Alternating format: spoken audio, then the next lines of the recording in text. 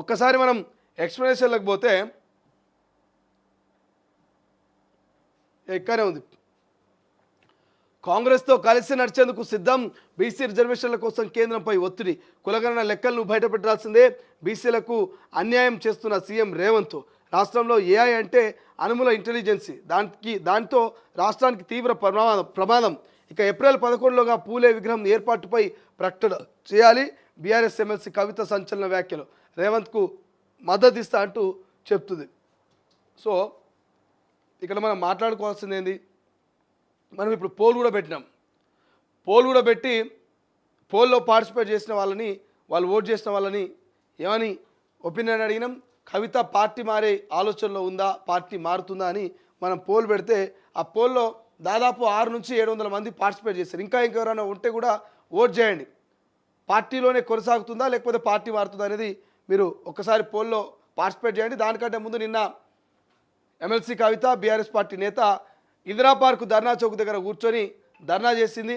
అక్కడ చాలామంది విద్యార్థి నాయకులు వచ్చారు, జాగృతికి సంబంధించిన వాళ్ళందరూ వచ్చారు. సో పూలే విగ్రహాన్ని అసెంబ్లీ ప్రాంగణంలో పెట్టాలనేది ఆమె ప్రధాన డిమాండ్.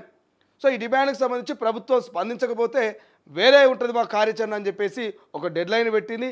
ఆ డెడ్లైనే 11వ తారీఖు వరకు పెట్టింది. ఇలా 8, 9 ఇక 2 రోజులలో మీరు కనుక నిర్ణయం తీసుకోకపోతే ఖచ్చితంగా మా కార్యాచరణ వేరే ఉంటుంది, రాష్ట్ర వ్యాప్తంగా ఏం చేయాలో మేము అది చేస్తామని చెప్పేసి మరి పూలే విగ్రహం కోసం అక్క నిన్న అక్కడ కూర్చొని పెద్ద ధర్నానే చేసింది ఇందిరా పార్క్లో. ఇక రేపు దీక్షలకు పోయినా రాస్తారోకలకు పోయినా ఆశ్చర్యపోవాల్సిన అవసరం లేదు. కానీ ఎందుకు పూలే విగ్రహం కోసం ఇంత తహతలాడుతుంది కవితక్క?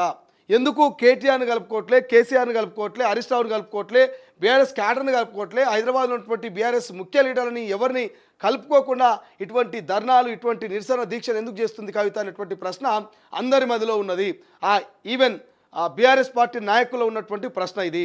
సో ఎందుకు అంటే, ఒకటి ఇండివిజువల్గా కవిత అనేటువంటి వ్యక్తి గుర్తింపు రావాలనేటువంటి ఆమె కోరుకుంటా ఉన్నది.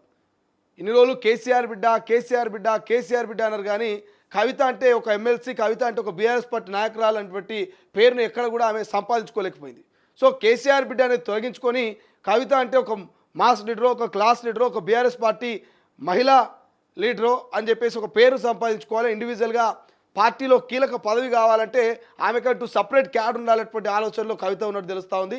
అందుకే ఈ సపరేట్ మీటింగ్లు, సపరేట్ దుకాణాలు, సపరేట్ దీక్షలు చేస్తున్నటువంటి చర్చ పెద్ద ఎత్తున జరుగుతున్నది. సో మళ్ళీ ఇంకోవైపు హరీష్ రావును సైడ్ చేయడానికనే కేటీఆర్, కవిత ఇద్దరు కలిసి అన్నా చెల్లెలు డ్రామా ఆడుతున్నారు. అన్నా చెల్లెలు ఇద్దరు క్యాడర్ను విడదీస్తూ క్యాడర్ను ఎవరికి వాళ్ళు సపరేట్గా సైన్యాన్ని తయారు చేసుకుంటారు అనేటువంటి చర్చ కూడా నడుస్తుంది. సో ఇట్లా అనేక రకాలైనటువంటి చర్చలు నడుస్తాయి. ఇంకోవైపు లిక్కర్కు సంబంధించి ఆమె జైలుకి పోయి వచ్చింది. ఆ జైలుకి సంబంధించి ఆ మరకను చెరిపేసుకోవడానికి, ప్రజల్లో ఉన్నటువంటి ఆ చెడు అభిప్రాయాన్ని తొలగించుకొని కవిత మన కోసం మళ్ళీ వచ్చింది, మళ్ళీ పోరాడుతుంది, మన బీసీ బిడ్డల పక్షాన నిలబడ్డదని చెప్పేసి ప్రజల సింపతి కోసం, ప్రజల ప్రేమ అభిమానుల కోసం కూడా ఈ రకంగా ఆమె ఇండివిజువల్ యాక్టివిటీస్కి పాల్పడుతుంది, ఇండివిజువల్ కార్యక్రమాలు చేస్తున్నటువంటి చర్చ జరుగుతుంది. ఇక్కడ ఏమంటుంది, కాంగ్రెస్తో కలిసి నడుస్తుంటుంది కవిత.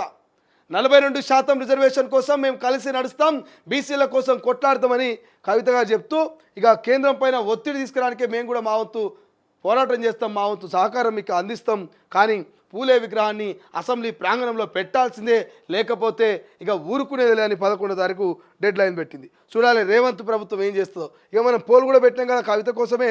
ఇక కవితక్క కోసం పోల్ పెడితే ఆ పోల్లో రిజల్ట్ చూడండి. ఆ పోల్లో రిజల్ట్ చూస్తే ఎమ్మెల్సీ కవిత బీఆర్ఎస్ను వీడనుందా అని మా వాళ్ళు పోల్ పెడితే అందులో 784 మంది ఓటు వేసిరు. ఆ ఓట్లో మనం 55% పైగా ఆమె ఏ పార్టీకి పోదు, బీఆర్ఎస్ పార్టీలోనే ఉంటుంది అనేది అందరు చెప్తున్నటువంటి ముచ్చట. సో క్లియర్గా అర్థమవుతుంది ఇక్కడ ఏ పార్టీకి పోదు, కవిత బీఆర్ఎస్ పార్టీలో ఉంటుందని. కింద కామెంట్స్ కూడా వచ్చినాయి. ఇక కామెంట్స్ చూస్తే వార్తలు ఏమి లేవు, కవిత గురించి పట్టించుకునే వారు ఎవరు లేరు అని చెప్పేసి ఒకరు కామెంట్ పెట్టారు.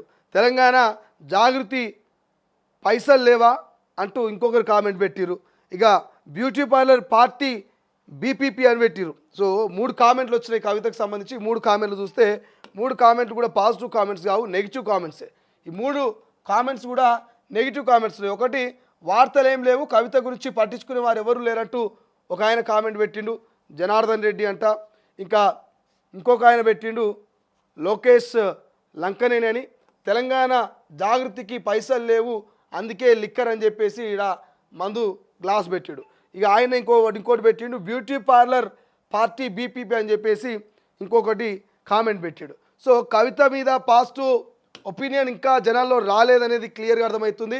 కవిత మీద పాజిటివ్ ఒపీనియన్ రావాలంటే ఇక టైం పడుతుంది, జనాలకు పోవాలి, జనానికి దగ్గర కావాలి, జనాల్లో చొచ్చుకుపోయే అంశాల మీద ఫైట్ చేయాలి, అప్పుడు జనాలకు దగ్గర అయ్యే అవకాశం ఉంటుంది. కానీ ఇప్పట్లో కవిత మీద పాజిటివ్ థింకింగ్ వచ్చే అవకాశం అయితే మనకు ఎక్కడ కూడా కనపడట్లేదు. రైట్. సో ఇట్లా చాలా